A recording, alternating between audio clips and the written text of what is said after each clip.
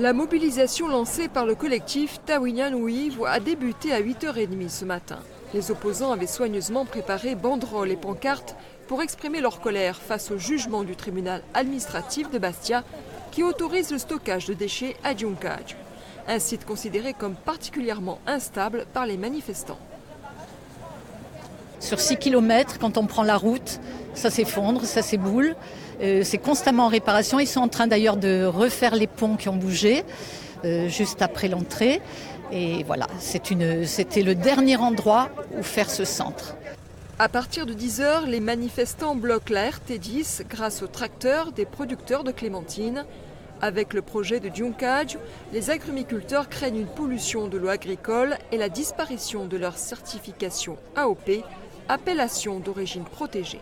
Il ne faut pas oublier qu'il y a eu 50 ans d'efforts en la matière et Antisante étant la première commune productrice en France, on peut comprendre légitimement que les agriculteurs soient inquiets et présents en nombre aujourd'hui.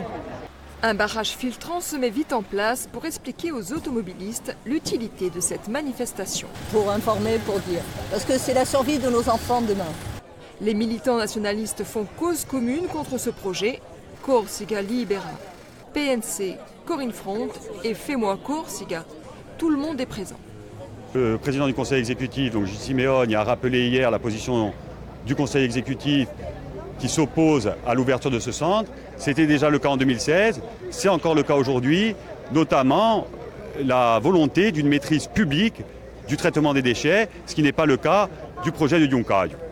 À 14h, les manifestants ont libéré la route. Ils devraient rencontrer le préfet de Haute-Corse dans la semaine.